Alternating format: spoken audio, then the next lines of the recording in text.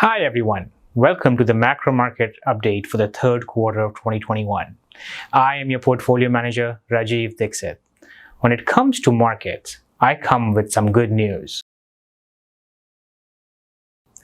Equity markets have been grinding higher as we move along this new market uptrend that started in October of last year.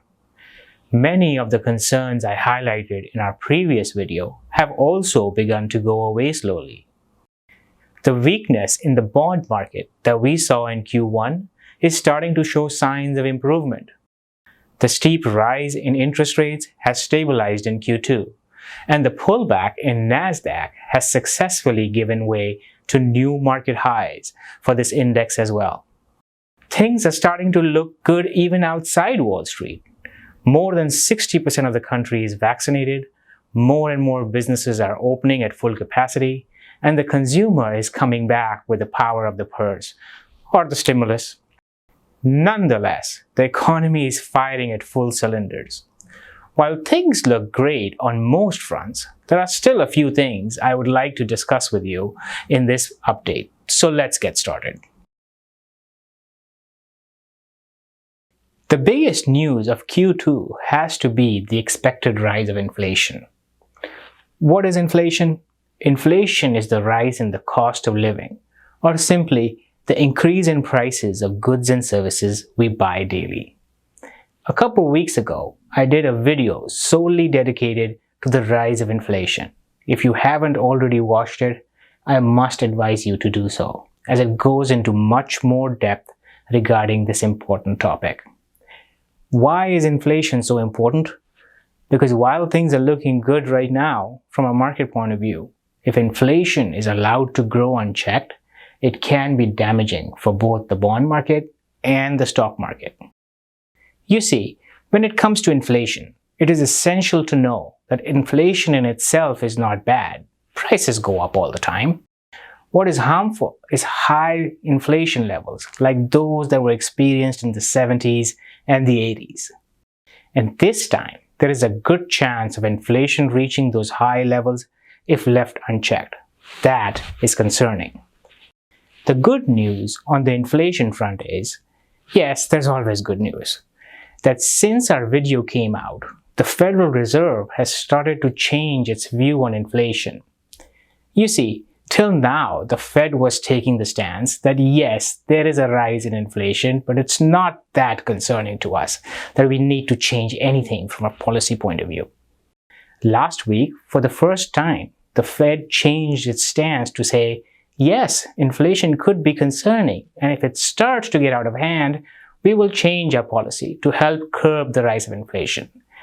That, from our point of view, is great news, because in this country, only the Federal Reserve can control inflation. How this plays out is yet to be seen, but find comfort in the fact that we have a vigilant eye on it and are preparing for a scenario of higher inflation levels. Think gold, think energy, think different types of bonds. All of such moves can help in high inflationary periods. So, what is a bubble? A bubble refers to a situation where the price for something, stock, a financial asset, or even an entire sector, market, or asset class, exceeds its fundamental value by a large margin. In simple terms, a scenario where people are paying way more for something than it's worth. Why am I talking about this in the news and events section? Because lately, there has been a discussion in the media and in the social gatherings that the entire equity market is one big bubble. I agree that there are bubbles in certain parts of the market. We talked about one in the last video. Remember the Bitcoin discussion? There is no reason for Bitcoin to go from 100 to 60,000 or so. But the suggestion that the entire market is a bubble is more of a personal judgment call than a call with some facts or basis behind it. Today, I would like to challenge that call by showing you something that would hopefully clarify this for you and alleviate any concerns you might have regarding the equity market as one big bubble. When we talk about equity markets, for the past 10 years, people have been saying, it's gone so long, so high, it must be a bubble. I have heard this same comment when Dow was at 20,000, then when it was at 30,000, and so on. Well, just because it's gone so long isn't really a definition of a bubble, is it? More importantly, I would argue that it hasn't really gone on for a long period of time. What I mean by that is that if you look at this chart, yes, from 2009 to 2021, I will submit that it is a sequence of many runs followed by a healthy consolidation. Let's look at this. This is one run from 2009 to 2011, then a consolidation for 2 years or so, from 11 to 13, where the market was moving sideways or digesting the gains, as I would say. Then again, a run up from 2013 to 2015. That's run number 2. Then a sideways consolidation till November of 2016. Then a new run up from November of 16 to 2018. Then again, from 18 to October 2020, a sideways consolidation with a lot of volatility, which of course included the pandemic. Then now, from October of 2020 onwards, the market has started to run back up again. So is it really a single run up that should be tired by now? Or is it a set of multiple runs where the market runs up, then consolidates for a couple of years, then runs up again? My argument would be that it is the latter. That is, it's a sequence of multiple runs separated with periods of healthy consolidation. If you believe in that argument, you should find comfort in the fact that the market rally can go on for a while, and the entire equity market is not a giant bubble that is about to burst in a 2008-style recession. Of course, if it starts to break down, we are ready to adjust our portfolios accordingly. But the point is that the argument that it's a bubble doesn't hold much weight in our strategy.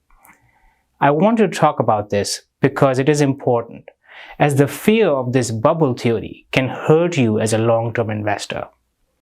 If you still think that the market is a bubble, please call me, because we have a few more charts we should go over one-on-one.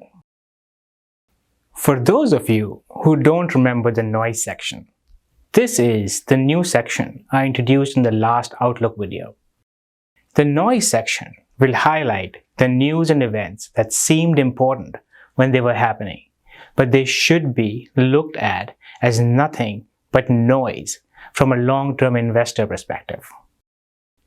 When it comes to the noise section, I have something really interesting for you this time. Controversial, but still interesting. So bear with me for a minute while I make my case. What belongs in the noise section is the fear that is being created with the discussion regarding the proposed new capital gains tax policy. And I will tell you why. We all know there is a new administration in the country, and there is a unanimous belief that taxes are going up soon. White House has come out with a very ambitious plan to raise capital gains tax.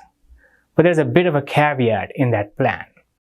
What people are often forgetting is that the plan proposes to increase capital gain tax on only those people who make more than $1 million a year. So that in itself excludes most of the country. It raises taxes for the super rich. But let's assume for a minute we're talking just about the super rich. This new plan proposed by the White House is very ambitious. It's a bit outlandish. It's far-reaching. And honestly, in my opinion, it is also financially damaging to so many parts of the economy. The good news is that, as you know, the plan needs to go through a legislative process in which all parties get involved. And eventually, the plan gets watered down. Why am I talking about this? I am talking about this because I don't want you to start worrying about the capital tax going up or other things in the plan until we are much further down in the process and closer for it to become a reality. The current proposal is so extreme in some cases that the chances of that passing are meager. For instance, one of the suggestions in the plan is that they are going to take away the step-up basis. What does that mean? It means if you die, in the current tax structure, all of your assets get transferred to your heirs without capital gains. If the step-up rule was to be taken away, your heirs would be paying capital gain tax on all those inheritance, the farm, the property, the investments, whatnot. Highly unlikely. Think about the big farm owners in the Midwest. Think about the big privately held businesses. There is no way they can come up with the cash to pay for the capital gains tax. So, it's a pie in the sky plan right now. I don't want you to worry about it in a way that will negatively impact you. I have heard stories where some people out there, some bad apples, are trying to incite the fear that these changes are about to happen or are already happening, that you should be changing your estate plans right away. That is noise. Let's calm down. Let's look at what it is and what it really is. If you're still concerned about this, give us a call. We can talk more about this. We can help you craft a plan to deal with this without charging you anything. In our Outlook section, let's look at the charts, see how we closed this quarter, and what is going on in the market areas we discussed last time. First, let's review the small cap index. This small cap index led to the determination that there is a new long-term upward trend that started in October of last year. Remember that? This is a chart of the small cap index, the chart we have been looking at for the past 6 months. It's going up. Yes, there have been some down months in the past quarter, but that's okay, because if we go back and look at our last bogey from 2016, there were many months that were in red, where the market moved sideways to digest the initial gains, and then moved up again, then sideways, then up again. But in total, we had a great 2-year run in the market from November of 16 to 2018. And this now doesn't look much different than that. And most importantly, it is still moving upwards. There's still good volume, and the trend line is being held. So all looks good here. Let's look at the chart of the bond index now. We talked extensively about bonds and interest rates last quarter. We drew a trend line. This is the trend line right there. Bond prices came down to that trend line and have now started to bounce off of that trend line, just as we had anticipated they would do so. These lines are important. Support and resistance, this is what we do.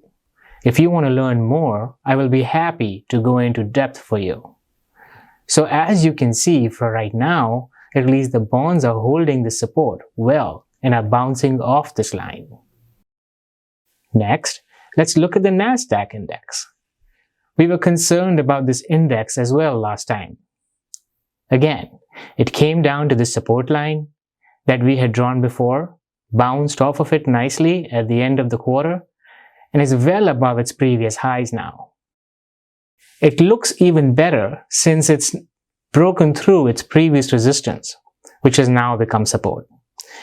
It's good that the support line saved us in the first quarter from doing something that would have hurt us in the long term. Sometimes, as a long-term investor, you have to think about the long term.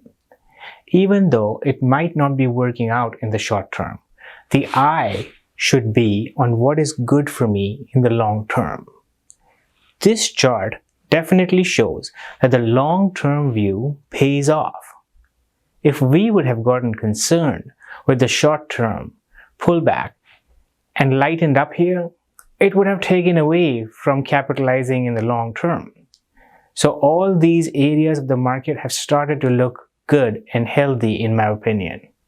The small caps look good, the bonds look good, the Nasdaq looks good.